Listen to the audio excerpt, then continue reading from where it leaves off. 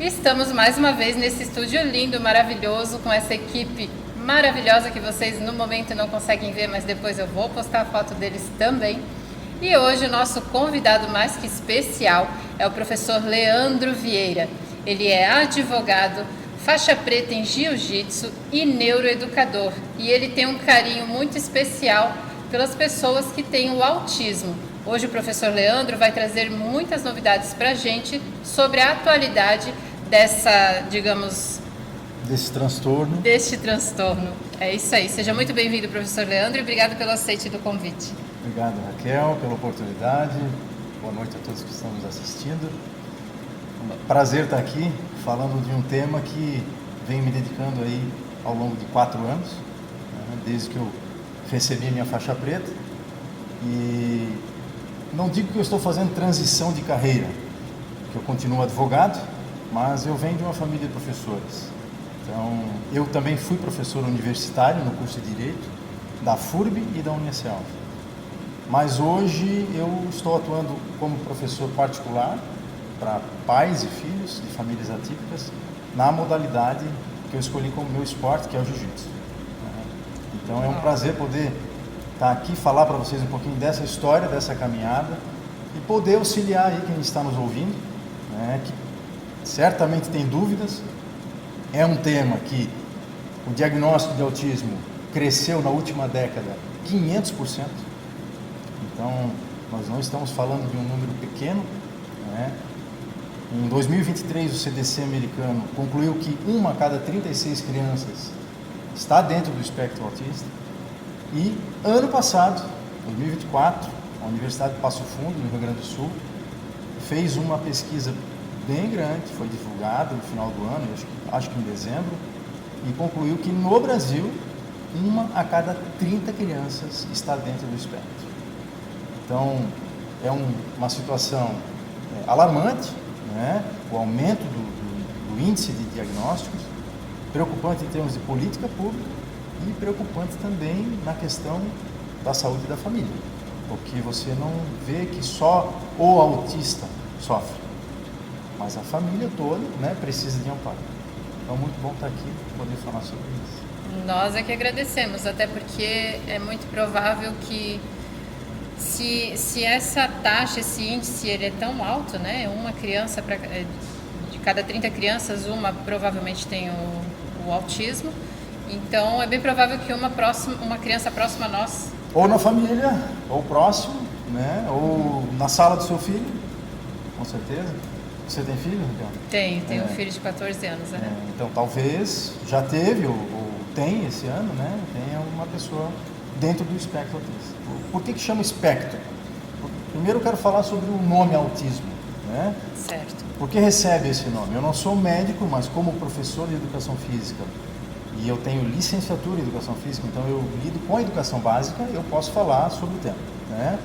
E o professor da escola que está nos assistindo, ele sabe que ele é o primeiro a detectar sinais de autismo. E ele tem o papel de chamar a família, conversar com a família, ou a coordenação pedagógica, ou o próprio professor, e recomendar a investigação para diagnóstico ou não, enfim, mas para fazer o rastreio. Parecer 50 do Conselho Nacional de Educação, que foi homologado pelo MEC ano passado, determinou que, finalmente, agora é obrigatório, havendo sinais de autismo, tem que haver o PEI, que é o Plano de Ensino Individualizado. Então, todas as escolas são obrigadas a, detectando sinais de autismo, chamar a família, elaborar o PEI. Então, o que é o Plano de Ensino Individualizado? O Plano Educacional Individualizado, ele vai trabalhar todas as ementas, os conteúdos programáticos das matérias, com a especificidade que aquele aluno precisa. Então, eu vou trabalhar a individualidade. O ideal é que todos os alunos tivessem um tratamento assim. Mas para equilibrar a balança, como há prejuízo de aprendizagem do autista, se faz dessa maneira. Então, veio essa norma, esse parecer 50, e determinou que tem que acontecer. As escolas públicas já vinham fazendo isso. A grande questão é que as escolas particulares, e eu aqui como advogado já atuei contra uma escola particular no município de Itajaí, que se negava a elaborar o PEI, que negava o diagnóstico, que não chamava a família para conversar a respeito de autismo. Fui para a reunião com essa escola, recalcitrantes, dizendo não é isso, é outra coisa, é desobediência, queriam aplicar pena disciplinar ao aluno. Veja só que absurdo, né? Então, juridicamente, quando nós apresentamos o laudo, mudou tudo. Mas não era, desde 2014 havia uma instrução normativa do MEC dizendo que não era exigível o laudo. Bastava que o professor percebesse uma diferença. Porém, muitas escolas não cumpriam. Aí agora, a partir do ano passado, norma absoluta. Tem que fazer o plano de ensino individualizado. E isso na prática abrange também a questão do professor adicional, um auxiliar na sala? Então, o PAP, né, que é o professor de apoio pedagógico, né, o professor auxiliar, ele já está garantido lá na lei Berenice Piana, né, e na lei de inclusão, que tem que assessorar o autista, assim como o PCD, assim como outras deficiências, né? E nós estamos falando do autismo, eu ia falar do nome e acabei fugindo, mas falando do autismo, o que é, por que o termo vem autismo? Vem do auto. Então eu tenho o meu mundo. Então o autista é que ele pensa diferente. A psiquiatria considera que há uma quebra de consciência, mas a sociologia e outras áreas, né, da saúde entendem que isso é só uma neurodivergência, né, uma maneira diferente de pensar.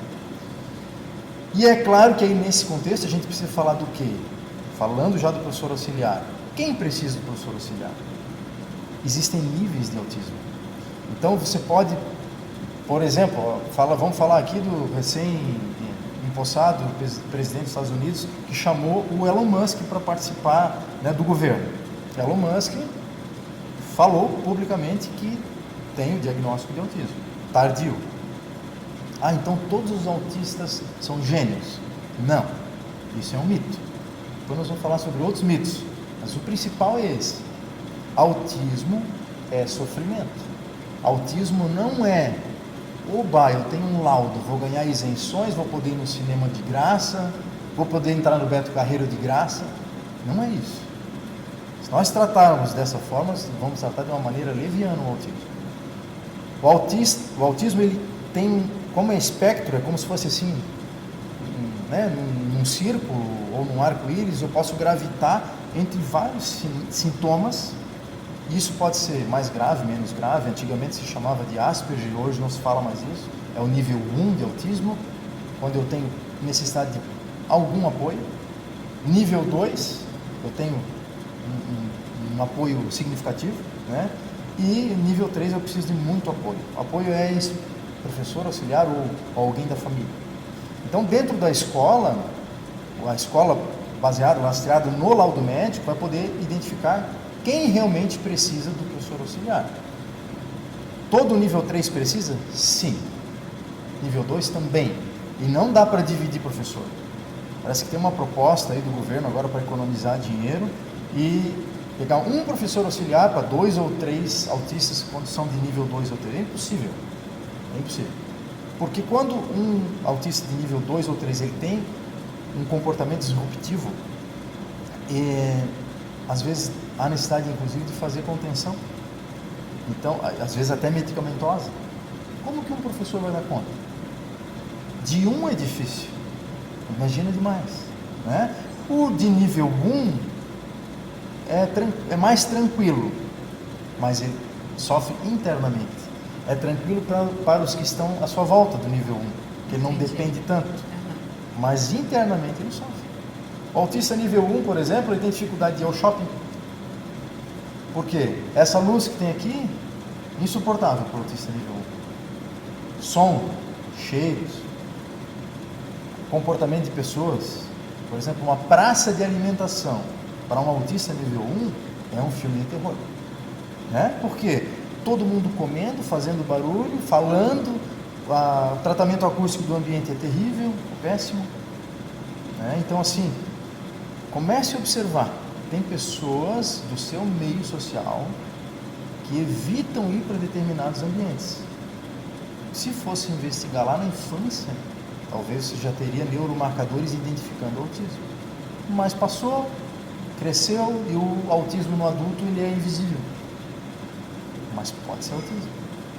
Entende? Sensibilidade na pele. No jiu-jitsu, por exemplo, tem autistas que não conseguem colocar kimono, porque o tecido do kimono é grosso. Diferente. Então você vai ter que usar de ferramentas como uma rash guard, que é uma segunda pele, que tem a aderência tranquila, e aí o outro tecido áspero não causa, né, o comportamento disruptivo nele. Então, essa hipersensibilidade. Tem autista que tem hipossensibilidade.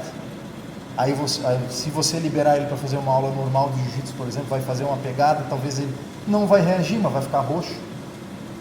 Então, a hipo é quando ele não sente. Então, tem várias situações, né? Várias comorbidades que são como se fossem assim, outros diagnósticos associados ao autismo. Isso é muito comum. Então, o fechamento do laudo diagnóstico do autismo, ele é muito complexo. Envolve diversos profissionais. Desde um médico, um psicólogo, né, uma fono, né, uma psicopedagoga. Então, isso é bastante complexo e requer realmente assim, uma rede, né, de apoio. Que, infelizmente, assim, o poder público tenta, até nas escolas públicas tentar com mais ênfase, mas ainda é muito deficiente, né? Precisa melhorar bastante. Professor Leandro, e como você chegou nesse tema, agora está abrangindo aí a sua como profissão também, né? Está auxiliando essas crianças, são apenas crianças ou... Assim, meu pai foi professor, minha irmã professora da FURB também, do quadro, eu fui professor durante o tempo universitário, mas eu não fechava alguma coisa em dar aula para adulto. E aí com o jiu-jitsu veio essa ideia de atender, depois da faixa preta, alunos de maneira particular, não em aulas coletivas, e coincidentemente os alunos que foram chegando, um TDAH, que é muito comum estar associado ao autismo. Até 2013 era impossível dar diagnóstico autismo e TDAH. Hoje, assim, depois de 2013, não, pode estar associado. Embora o autista ele está dentro do mundo dele, ele pode ter pensamentos, né, acelerados, desconexo, que não consegue terminar uma atividade. A falta de engajamento, de conclusão de atividades é uma característica muito comum do autista. E comecei a trabalhar e começaram a aparecer alunos, os pais relatando, um TDAH, o outro autista. Tal. E aí me acendeu essa luz. Não é por acaso que as coisas acontecem, né? Eu creio em Deus e entendo que cada um de nós tem uma missão aqui na Terra. E quando eu enxerguei isso, e aí comecei a ler, fazer todos os cursos possíveis e imagináveis, né? Cursos em universidades americanas, porque lá está muito avançado nos Estados Unidos. Então você tem uma possibilidade de fazer uma gama de cursos online gratuitos. Incríveis, com vídeos, com vivências, sabe? E apareceu a neuroeducação pelo MEC, né? Uma pós em neuroeducação pelo MEC. Me joguei de corpo e alma e foi assim, um curso fantástico, muito bem feito, pela Universidade Federal de Pernambuco. Então, hoje, de Blumenau, eu não conheço outro faixa preta que tenha a educação física, licenciatura, né, para aula para crianças, e a neuroeducação. E aí eu vou usar isso, né, não posso ficar só para mim, eu vou compartilhar esse conhecimento. Então, em breve também vou estar lançando um curso de capacitação de professores de jiu-jitsu, nessa área, para saber atender o aluno autista, né, porque é um tema que vai crescer. E eu digo isso, assim, é exponencial o crescimento dos diagnósticos. Já vou falar também aqui sobre uma questão polêmica que todo mundo... de onde vem o autismo? Porque essa é uma questão que muita gente se pergunta. É verdade. É genético? É epigenético? É o quê? Não é? Está enquadrado como doença pela CID-11, que vai vigorar no Brasil só em 2027, era para entrar em dia 1º de janeiro, prorrogaram porque o próprio sistema do SUS não está adequado, então ainda é CID-10 e F84 o autismo, mas vai virar CID-11, que é uma CID própria do autismo. O que é CID? Código Internacional de Doença Mental. Então, se formos olhar pela psiquiatria, é doença mental, né? Mas existe um outro documento que o Brasil ainda não assinou tratado internacional validando, mas que é usado para os diagnósticos, que é o DSM, que é o diagnóstico de saúde mental, né, lá dos Estados Unidos. Então você percebe o seguinte: a causa não se tem ainda fechado, definido qual é, mas se sabe que sim, fator genético sim. Você tem estudos. No meu curso, eu selecionei periódicos, artigos científicos de todas as predições, digamos, de autismo, né? Tem estudos falando sobre idade dos gametas, masculino e feminino. Quanto mais idosos os pais, mais risco de autismo. Olha só. Você tem a questão da alimentação. Eles fizeram exames em cordões umbilicais, o sangue do cordão umbilical, e conseguiram fazer o rastreio, a questão dos ácidos graxos, dos disruptivos endócrinos. Por exemplo, flúor e a água que a gente bebe. Dentro da água tem flúor e tem cloro, né? Panelas de alumínio, os ultraprocessados que a gente consome, isso tudo é disruptor endócrino.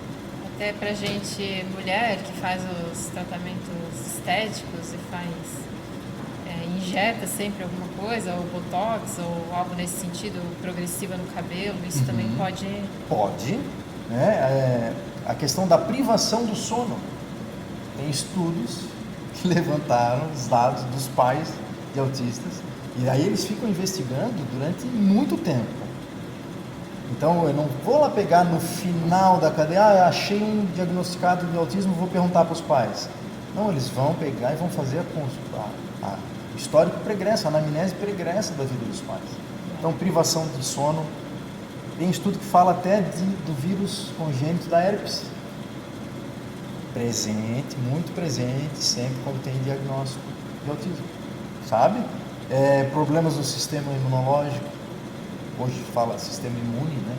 Então, assim, tem muita coisa que dá para predizer. Aí, em termos de imagem, eu consigo fazer diagnóstico? Ainda não existe um exame de imagem, mas o que se conclui é que há sim, nosso cérebro ele é dividido em lobos, né?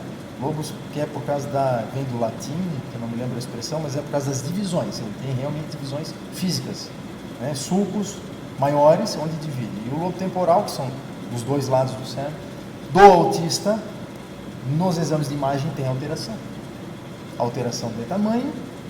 Muitas vezes crianças que já na barriga, olha, está maior, depois vai se ver autismo. Isso é artigo científico, né? E alteração de funcionamento, as sinapses neurais, como acontece no lobo temporal. O lobo temporal é o responsável pelo quê?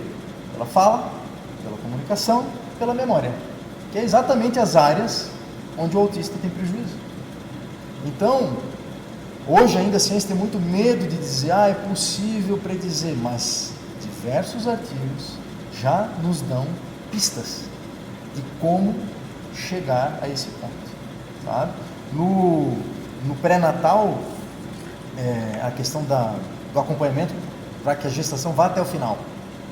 Sabe quantas vezes mais risco tem um prematuro de ser autista? De estar dentro do espectro? 10 vezes mais chance. Nossa. Isso é estudo científico. Então, por exemplo, nas 2 gravidezes da minha esposa, nenhum médico falou sobre isso. Aí você vê falta de conhecimento mesmo, sabe? 37 semanas, se eu não me engano, a partir de 37 já não é mais prematuro, né? Mas assim, meu filho nasceu com 37, né? Não apresenta nenhum prejuízo, nenhum sinal de autismo, mas poderia estar dentro do espectro se não tivesse, se tivesse sido um pouco mais cedo. Entende? Então, o autismo e a prematura, né, o nascimento prematuro estão linkados. E o autismo ele vai apresentar essas questões, esses sinais na primeira infância. Muito diagnóstico tardio acontecendo hoje, principalmente nas mulheres. Daí já vamos emendar aqui e falar que a nossa sociedade precisa entender que os critérios, as perguntas, os questionários de diagnóstico do autismo feminino são outros, tem que ser outros. Não os mesmos do que para não para criança. menino. Para menino, o símbolo do autismo sempre está ligado no azul. Por quê? Porque a maior índice é meninos. Não, mas peraí, estou fazendo as perguntas certas para saber se as meninas são autistas? Sabe por que não fazem? Porque a nossa sociedade ainda entende que uma menina quietinha, uma menina boazinha, que aceita tudo. Eles falam até em síndrome da boazinha, né? Você quer comer carne ou pizza? Tanto faz. Ai, como ela é linda. É um anjo essa menina, né? Ah, depois a adolescente. Qualquer menino fala, qualquer cortejo, ela aceita. Aí, que legal, que menino legal, né? Porque aceita, né, o menino galanteador, mas vamos perguntar para ela se ela está bem ou se ela está sofrendo. Então tem netas de amigo meu agora com 11 anos que recebeu o diagnóstico e agora eu me entendi. Antes eu me achava anormal. Quando eu falava a forma que eu pensava das coisas, os outros diziam, tu é diferente, tu é esquisita. Bullying. O jiu-jitsu também entra nessa questão da prevenção do bullying, porque o autista estando preparado para uma autodefesa, ele também pode se impor. Dizer, não quero que fale assim comigo. Sabe? Ou se ele é não verbal, gesticular mesmo. Né? Então, essa questão do autismo feminino, a gente precisa rever. A gente precisa entender que a sociedade talvez tenha alguma coisa, eu não gosto de ficar na polarização do machismo feminino, nem de política de esquerda e de direita, mas talvez a nossa sociedade está interpretando sinais das mulheres como um padrão ideal de comportamento e, na verdade, a menina está em sofrimento. Então, eu preciso avançar nesse sentido também. Olhar, ter um enfoque especial para as mulheres. No meu curso que eu vou lançar do Jiu-Jitsu, treinamento de professores para atender autistas, eu vou falar especificamente sobre atender alunas mulheres. Como que eu vou lidar com uma menina autista se o ideal é que seja uma professora mulher que dê aula para ela? O jiu-jitsu tem toque físico. Eu preciso muitas vezes que o pai ou a mãe participe da aula. Não posso largar numa aula coletiva. Eu já vi autista em aula coletiva, desesperado para sair, gerou um estresse. Ficou pior. Eu posso causar até atraso no desenvolvimento, se eu não souber como conduzir, se eu não fizer um plano de intervenção, sabe? Comportamental. Isso tudo vem também aí da formação também que eu fiz, nós não falamos, mas que é da prática baseada em evidências, né? Da ABA, que é a análise do comportamento aplicado. Então, na psicopedagogia, eu acho que fala behaviorismo, isso. O behavior, o ABA, não é traduzido para o Brasil, então continua ABA, mas a gente fala análise do comportamento. Behavior é comportamento em inglês, aplicado. Applied, né, seria o último A. E o que é isso? É um treinamento, uma modulação comportamental. Eu vou fatiar as habilidades para que o autista consiga compreender, porque muitas vezes a dificuldade dele é que, como ele pensa diferente, ele não vai entender do jeito que eu estou explicando. Então eu vou fatiar a atividade, vou ensinar menos atividades, mas vou fazer com que ele desenvolva a lógica dele. Eu tenho que ser um bom ouvinte para isso. Muitos professores estão no tatame e é aqui, ó. Hoje é treinar isso aqui. Hoje é fazer armlock, amanhã triângulo, ou então 5 técnicas no mesmo dia. Pesa demais. Eu atrapalhei o desenvolvimento da criança. Né? E no outro dia não volta mais. Não volta. Às vezes não quer mais não voltar. Volta. Isso e mesmo. Poderia se desenvolver muito bem naquele esporte. Verdade. E tem autistas hoje, campeões, né? Porque como o autista ele normalmente tem hiperfoco em alguma coisa, e o hiperfoco, ele pode ser, esses dias eu vi um menino que ele imitava aquela estátua da Columbia Pictures, sabe? Ele tem hiperfoco nisso, então todo dia ele se vestia de estátua da Columbia Pictures. Tem outros que têm hiperfoco em dinossauro, muitos autistas, crianças gostam de dinossauro, né? O autista de modo geral, vou falar aqui da infância, ele evita o contato social e gosta dos brinquedos que giram, brinquedos que interagem ele mais do que um adulto, mais do que outra criança também. Inclusive existe uma tecnologia de avaliação que chama eye tracking, né? Que é, eu escaneio para onde a criança está olhando. Fazem por meses isso. Se eu não me engano, é até os 36 meses.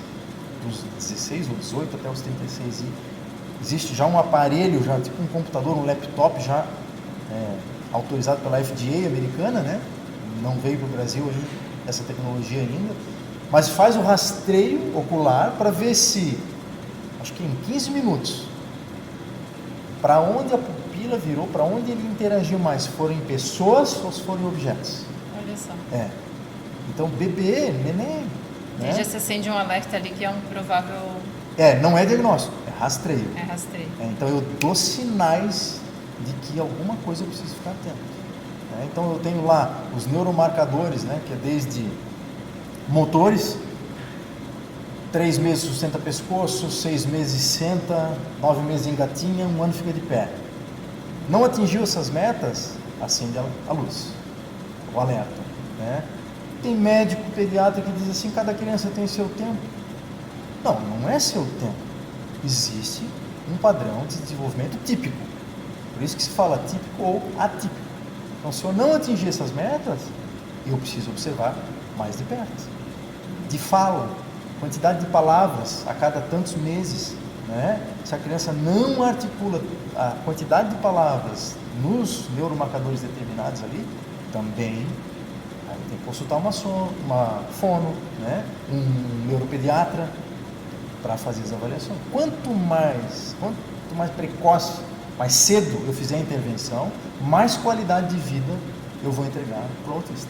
Porque eu consigo fazer da intervenção comportamental mais cedo, ela vai ser mais eficiente. Quem aprende melhor? O adulto, o idoso ou a criança? A criança. Não é? A criança.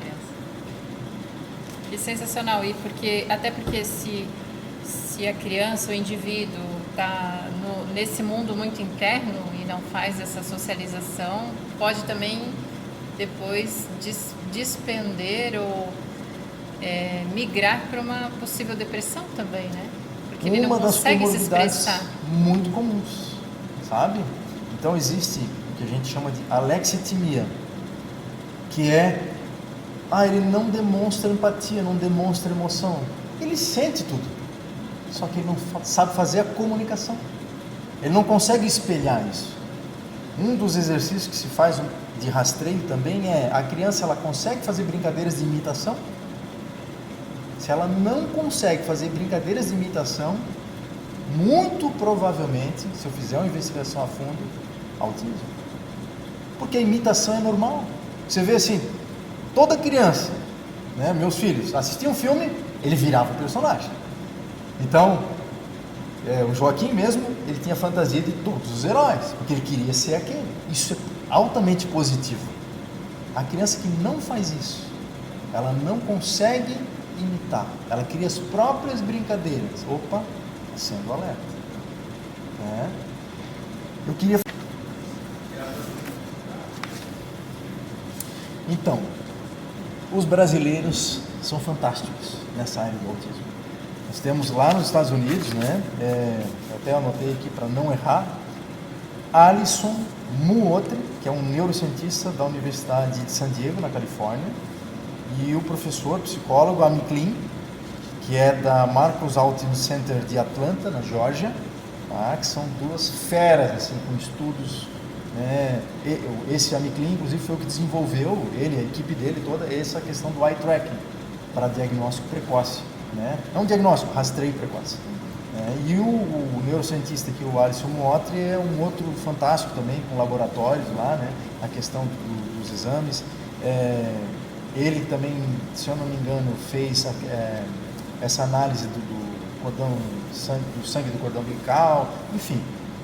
Não se tem hoje medicação para tratar autismo. O que a gente existe na área médica, medicações para tratar as comorbidades associadas ao autismo. Então a criança tem TDAH, toma o Ritalina, uma medicação para tentar focar o pensamento. Né? Existe a aromaterapia, que é a questão dos óleos essenciais. Né? O alecrim é um potencializador do foco. Então isso, ou você pega a planta, faz chá, ou o óleo essencial, né, e usa de gotinha em difusor. Né? tem vários campos holísticos, digamos assim, que integram muita coisa, né, no tratamento. Não só o treinamento comportamental, não só a modulação comportamental, mas outras. Música, ecoterapia, né, colocar a criança com um cavalo, porque o cavalo ele tem uma questão da potência da frequência cardíaca dele. O cavalo ele consegue perceber se uma pessoa é boa ou má. Você já viu isso? É incrível. Então, assim, como o autista é muito puro, pode ver.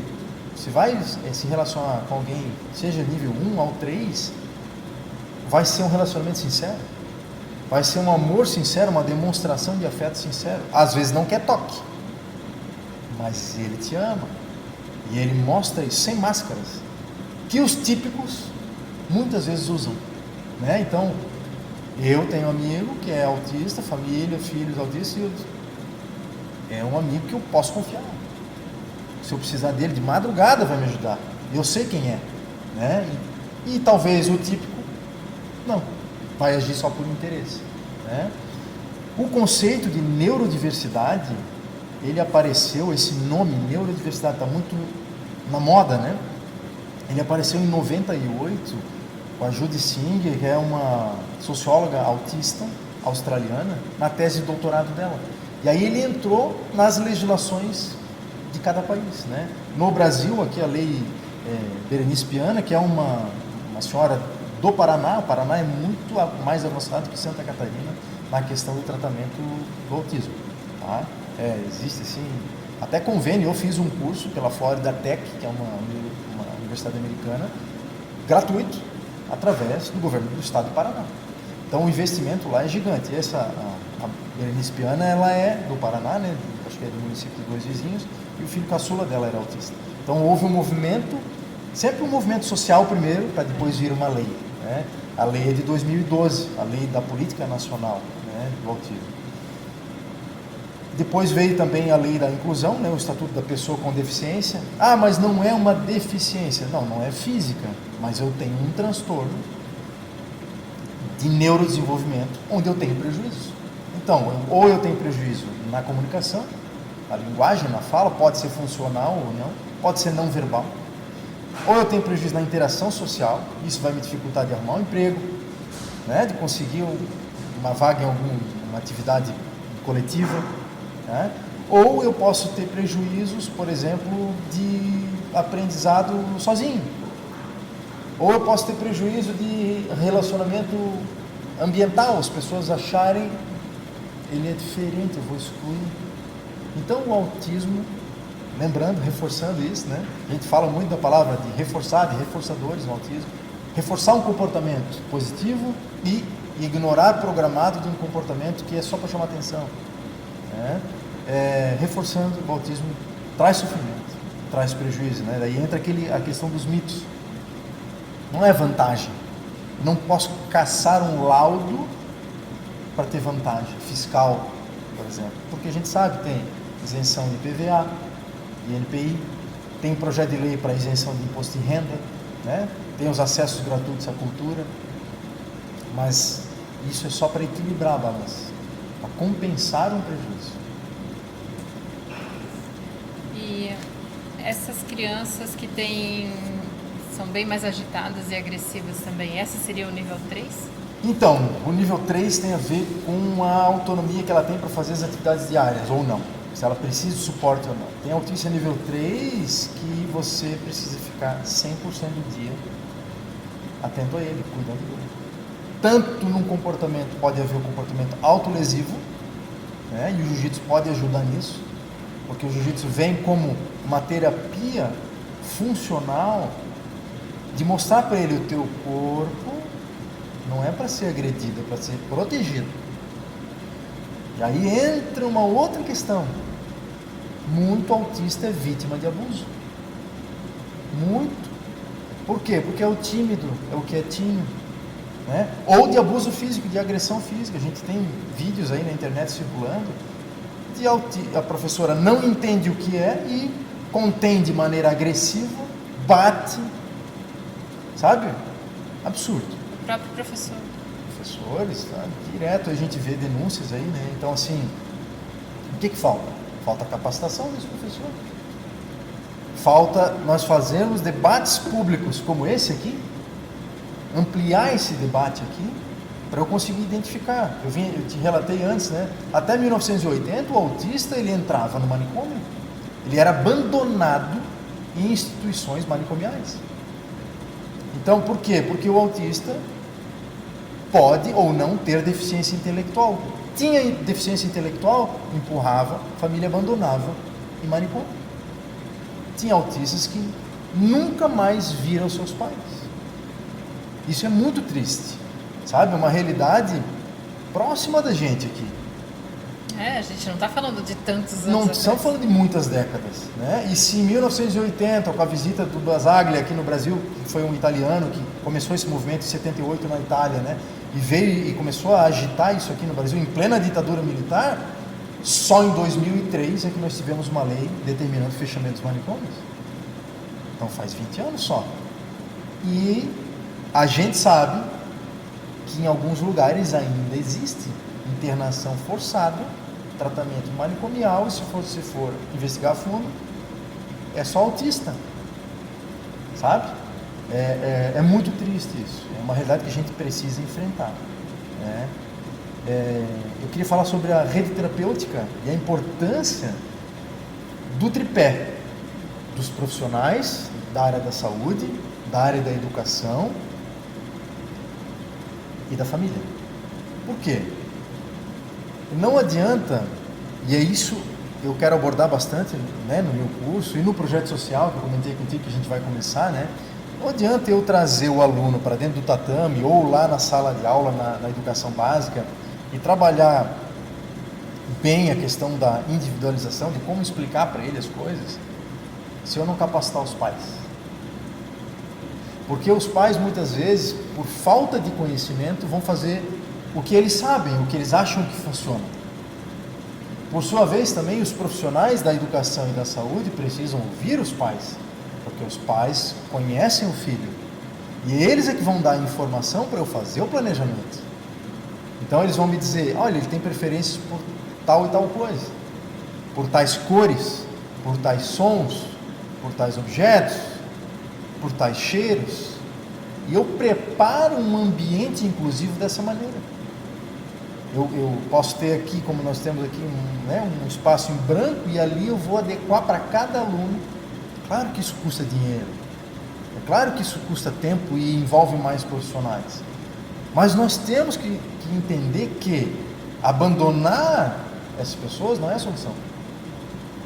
Eu preciso explorar o potencial delas, e aí sim eu volto a lembrar, e se ali dentro tem um gênio, como foi o Einstein, como é o Elon Musk, né, o Bill Gates, eu vou me restringir a primeiro descobrir que é gênio para depois trabalhar, ou primeiro eu invisto na criança? E aí, se vier gênio, veio. Se não veio, é um ser humano. E é isso que importa. Que precisa de todo amor e amparo, né? Exatamente, como todos nós, né? Todos nós, né? Mas, pelas dificuldades, digamos assim, muitas vezes, o professor, eu não vou fazer. Pô, mais uma coisa que eu tenho que aprender, que ótimo aprender. Fica aqui o convite.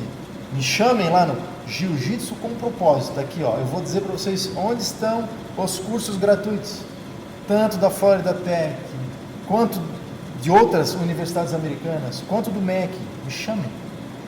É um tema apaixonante. Eu sou apaixonado por esse tema, né? Acho que talvez sou o único de Blumenau e provavelmente de Santa Catarina a tratar o Jiu-Jitsu para atípicos, né?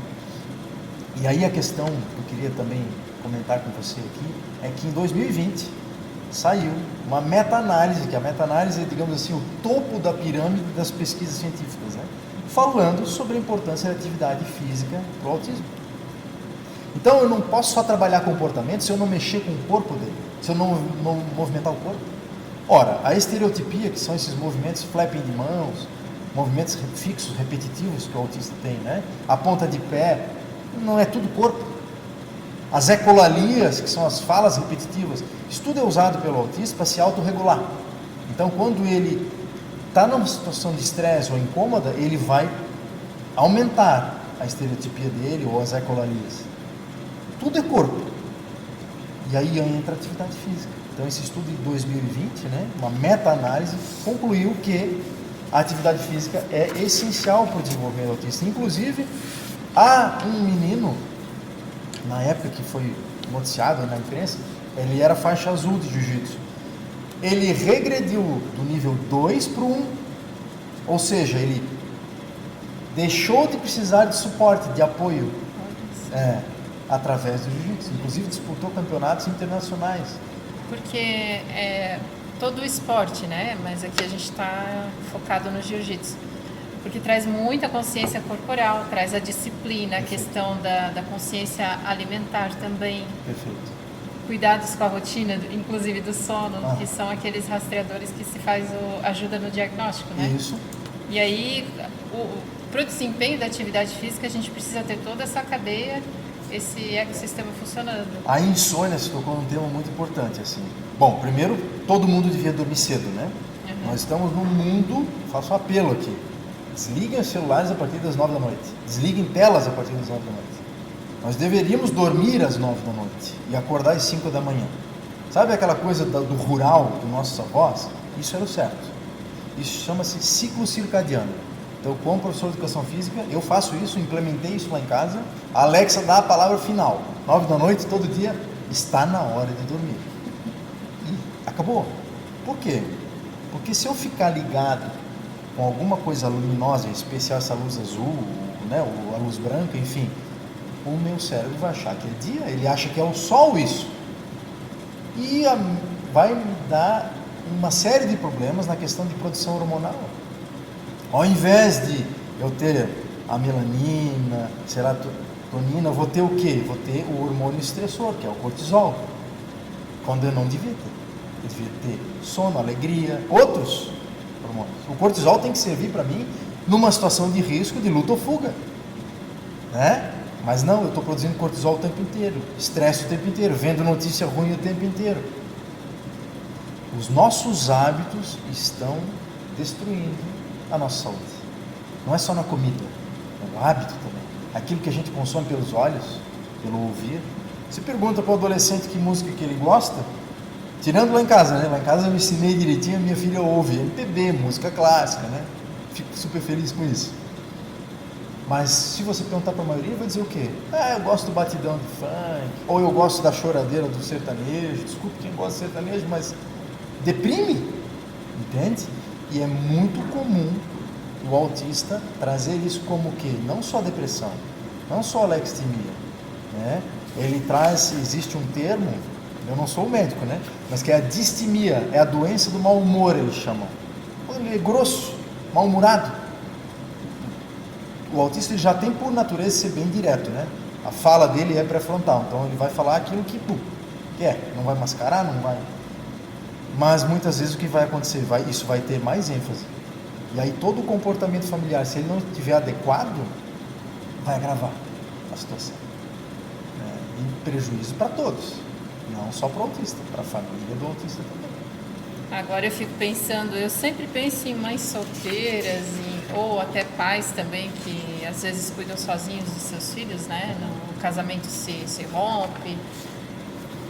E qual que é o amparo legal disso, professor? A gente pode entrar um pouquinho nessa... Claro, nas leis. Nas leis, para a gente entender a pessoa que está passando por uma situação dessa, ou quem é casado, quem não é, quem cuida sozinho dos filhos, mas precisa de um aporte, o governo, até que ponto pode se procurar um tratamento pelo SUS, ou essa questão legal também de receber algum benefício, algum auxílio, aquela questão de renovar o diagnóstico, isso, né?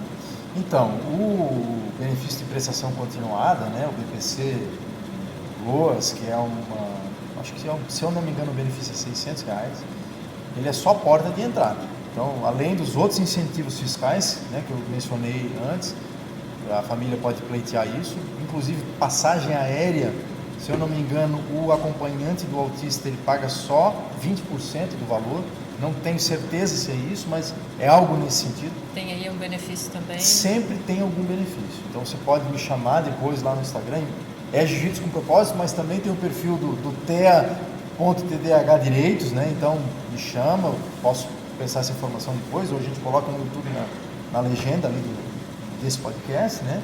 Mas o mais importante que eu queria trazer para vocês aqui, uma informação, inclusive foi notícia hoje, o Ministério Público do Estado precisou entrar em ação para dizer para uma escola, que eu não vou dizer qual é e nem que município é, mas que ela não poderia exigir a renovação do laudo de autismo. O autismo não é uma doença, primeiro, não é um transtorno de neurodesenvolvimento e eu não tenho remédios para tratar, eu não tenho cura de autismo. Então por que eu tenho que renovar se uma vez que eu tive o laudo? O laudo ele não é dado por um profissional só, ele é dado por um conjunto de profissionais. O fechamento do diagnóstico do autismo ele leva no mínimo uns 10, 11 dias. Então eu vou passar por psicólogo, psicopedagogo, neuropediatra. O médico clínico geral pode assinar? Pode, porque a lei não exige a qualificação do médico. Qual é a especialidade dele? Mas se você for procurar o médico clínico geral, ele vai dizer que ele não sabe fazer diagnóstico. Então vai ter que procurar ou um neurologista, ou um psiquiatra, um neuropediatra, enfim, né? E esse profissional vai se cercar de outros profissionais, fono, né? Psicoterapeuta, enfim, profissional de educação física, que é muito importante, né? E o fechamento do diagnóstico, então, fechou o diagnóstico, ele é por prazo indeterminado, tá? É a lei estadual, vou citar o número aqui, porque pouca gente sabe, 17.292 de 2017. Esse parágrafozinho lá do artigo 5º, o parágrafo 2º do artigo 5º, que diz que é por prazo indeterminado, ele só entrou em vigor, sabe quando? Em 2023. Ano retrasado? Isso. Agora, né? A gente acabou 2024, o ano passado, digamos assim. Foi uma lei, a 18686 de 2023, que alterou e acrescentou esse parágrafo e diz prazo indeterminado. Então, o que acontece? Muitas vezes as pessoas nem souberam disso. Nem a família, nem a escola, e estão exigindo laudo, renovação de laudo. Não precisa. Tá falando o advogado aqui. Queria comentar aqui com vocês, né, também, aproveitar para quem está nos ouvindo, um pouquinho sobre o nosso projeto social. Posso? Pode sim. Eu só queria, antes, para fechar essa parte das leis, como que a pessoa faz, então, para dar início numa solicitação desse benefício, é uma pensão? O primeiro caminho é ter o diagnóstico. Então, se é uma pessoa carente, que não tem condições de ir no médico particular, tem que ir no postinho de saúde e começar a marcar consulta para fazer o diagnóstico. Com o fechamento do diagnóstico, ela vai ter que procurar o INSS. Aí tem assessorias, né? Eu não faço essa parte, mas tem assessorias específicas, escritórios que fazem, ou ela sozinha tentar fazer. É a Previdência Social que faz essa concessão desse benefício. Então eu sei que pode levar um bom tempo, mas... SUS, assistência social e Previdência Social. Pronto. São esses tripé aqui. Né? E aí depois os outros benefícios, benefício fiscal de IPVA, vou ter que dar entrada no Detran, né? Fazer requerimentos, para ir no Beto Carreiro, eu tenho que agendar, enviar o laudo, não é chegar lá na hora e querer entrar, entendeu? Então tem todo um procedimento, até para evitar fraudes, né? Porque infelizmente isso também acontece, né? Pessoas indo atrás de laudo para ter os benefícios fiscais. Aí quem paga por isso? O que precisava. Quem precisa fica sem. Né? Então, assim, até agora está uma polêmica aí. Autista nível 1 não vai mais ter algumas isenções. Por quê? Estava todo mundo com laudo de autista nível 1. Todo mundo famoso conseguindo. Né? Tem um de investimentos financeiros aí, bem famosão, tal, que... Não, eu sou autista nível 1. Bom, às vezes para ele até foi fácil conseguir o laudo. Para o outro, a pessoa que é carente, é muito difícil. Tem que ficar na fila esperando, né? Prazo.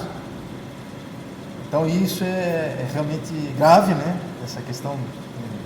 Quem está lá em Brasília é o problema, são os políticos. O político é o reflexo do povo. Então o povo precisa melhorar a cultura dele, né? Precisa ser honesto, precisa ser ético, para que aquele que realmente precisa do diagnóstico tenha o diagnóstico. Certo. E agora então a gente vai falar então desse projeto social. Deu tempo. Deu. E parece ser muito incrível esse projeto. Como que funciona? Como surgiu? Como surgiu? Primeiro você está convidado Oba. a participar. Né? Já fiquei interessada mesmo. Está cursando psicologia. Sim, né? Então, é um guarda-chuva. Nós queremos fazer um grande guarda-chuva. Vai ser a partir do jiu-jitsu, mas nós queremos ampliar isso depois para muitos outros aspectos.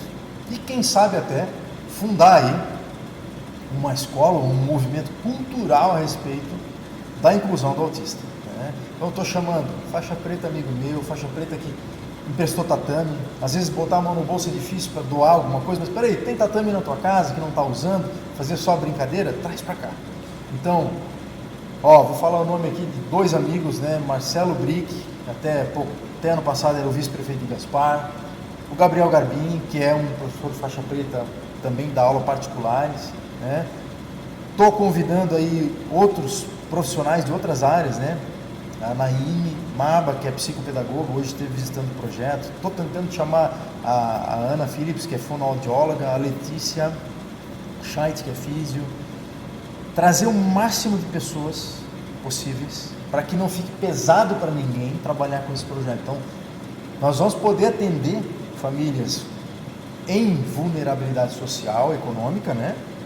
Não, esse projeto não é para roubar alunos de outras academias, que fique bem claro, porque muitas vezes, projeto social está tirando aluno meu. Não, a gente quer evitar que você fique com aquele bolsista que está pesado para ti, para as outras academias. Está pesado da bolsa para aquele aluno. Traz para nós. Aí eu não tenho a formação ainda, eu não comprei o curso ainda do jiu-jitsu com propósito para atípicos. Traz para cá, nós vamos atender. Né? A partir de fevereiro, acho que segunda quinzena de fevereiro, vamos começar pequenininhos. Né? Eu levei meus 20 metros de tatame, o Brick deu 16 metros, o Garbin vai ceder 8 metros, e assim a gente vai juntar. Quem tiver mais aí que está nos ouvindo, né? Traga tatame, esse é o começo. E aí venha sentar com a gente. Vamos reunir. Como é que a gente pode atender essas famílias? Porque aquilo que eu falei para você, não é só o aluno. E não adianta eu ensinar a posição de jiu-jitsu, eu vou usar o jiu-jitsu para ajudar o aluno a segurar a mochila, a caminhar corretamente, a corrigir, por exemplo, a questão da postura. Muitas vezes a ponta de pé é só um desequilíbrio do centro gravitacional dele. Ele está com pouco core, ele precisa desenvolver o tônus muscular.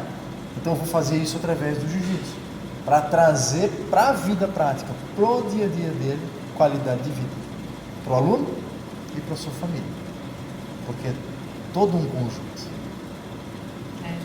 Eu até acho interessante ter uma menina que tem um horário que eu passo que ela está vindo da escola com as amiguinhas e ela vai na ponta do pé. Na ponta do pé, ela anda na rua e o trânsito ali geralmente está parado, então eu consigo ver ela bem nos detalhes, né? E o tênis dela atrás, ele é novinho. Olha e na só. frente o tênis é bem surrado já, sabe? Provavelmente é autismo. E ela anda bem na ponta do pé, sempre. Você sabe que até nessa questão da ponta de pé, tem alguns desenhos que na onda woke, né, de incluir todas as questões, os excluídos e tal, estavam estimulando as crianças a andar na ponta do pé. Então eu tenho lá, quem quiser depois me peça, no Jiu-Jitsu com Propósito, lá no Instagram, eu envio uma lista, assim, desenhos que prejudicam o desenvolvimento e outros que ajudam. Como a criança imita, ela vai fazer a ponta de pé, não é porque ela é autista, porque ela está mimetizando aquele movimento. Assim como o excesso de telas, os pais acham muitas vezes que é TOD, né? O transtorno opositor desafiador. Não é TOD, é excesso de tela. Porque quando eu tiro o celular, eu mando desligar e fica bravo, ele não me obedece. Mas é lógico, interrompeu o fluxo contínuo de pensamento dele que estava dedicado para aquele aparelho, é igual videogame. Quando eu era pequeno, eu me irritava quando a mãe me mandava desligar o videogame. O que eu fiz? Para o meu filho, eu não dei videogame. Eu dei bola, eu dei skate, eu fui para a rua. Atividade, movimentar o corpo. Uma criança sempre vai preferir, é importante dizer isso, uma atividade que mexa o corpo. É o pai e a mãe que entregam o eletrônico. A culpa é do pai e da mãe. Por quê? Porque é mais fácil. Eu cheguei do trabalho, meu dia cheio, eu não quero conversar e brincar. Agora eu vou olhar o Instagram, agora eu vou ver minha série. O que eu faço? Tablet, celular. A minha filha vai fazer 17 anos esse ano, ela ganhou o celular esse ano. Ganhou não, ela comprou. Eu ensino a questão financeira também, né? Eu vendi o meu para ela. E a gente esperou até os 16, inclusive sem chip, o celular é só para Wi-Fi, só para a gente poder interagir pelo Instagram. Por quê? A lei das telecomunicações, vai o advogado falar de novo, né? Diz que tem que ter 18 anos para ter linha de celular. Aí você dá celular para um adolescente e ele troca imagens indevidas, quem responde junto? Os pais. Os pais. Né? Fica a dica aí, pais. Não entregue aparelhos eletrônicos para os filhos. Não entregue. Não tem maturidade, é igual dar uma Ferrari para alguém que não sabe dirigir. Vai prejudicar. Fora que Roblox, Discord, plataformas de interação que não identificam IP, é o quê? É ambiente para pedófilo, para abusador. É a Deep Web. Deve ser, a criança pensa que está falando com outra criança e está falando com quem? Com um abusador, com um pedófilo. Né? Inclusive, na arte marcial, eu quero falar uma coisa que é bem importante. Esse modelo hierárquico da arte marcial, onde se fala sobre disciplina, né? Ele é um facilitador de abuso. Há muitos relatos, inclusive ano passado foi preso um professor faixa preta lá do Amazonas, de Manaus. Foi preso aqui em Balneário Camboriú. Por quê? Abusador de atletas campeões mundiais na adolescência sofreram abuso dele. E vieram e falaram. Quando ele foi preso, corajosos denunciaram. Poderiam, né? Puxa, vai ficar mal para mim e tal. Campeão mundial, alguns. Esse cara abusou de mim. Professor, levava para campeonato, quando acordava de noite ele dava um negócio para a gente tomar, para ficar tranquilo para o dia seguinte para o campeonato. Quando eu acordava, tinha mexido na minha roupa, eu sentia uma coisa no meu corpo diferente. Então esse modelo hierárquico que todas as artes marciais têm, ele precisa andar junto, sabe com o quê? Com a questão de um canal aberto para denúncias. Isso é preciso ser falado. Eu fiz um curso do Comitê Olímpico do COB do Brasil, falando nas Olimpíadas, o que tem de atleta que depois de uma Olimpíada entra em shutdown, que a gente chama, né? Que ele se deprime, ou em meltdown, que ele surta. Por quê? Chegou no ápice do estresse. E alguns revelaram o quê? Esse estresse também era fruto de abuso que eu sofri. Abuso de treinadores, abuso de professores. Como o autista, muitas vezes ele tem dificuldade de se expressar, ele pode ser uma vítima em potencial. Então a gente tem que falar sobre isso também, tocar o dedo nessa ferida. E trabalhar o jiu-jitsu assim, com a família junto. Nada do pai ficar fora da sala. O pai participa. Professor Leandro, eu fiquei encantada com tanto conhecimento, trazer pra gente toda essa informação, porque eu acredito, sou muito grata pela educação. Eu sou uma pessoa muito, como que eu vou dizer, muito sortuda, né?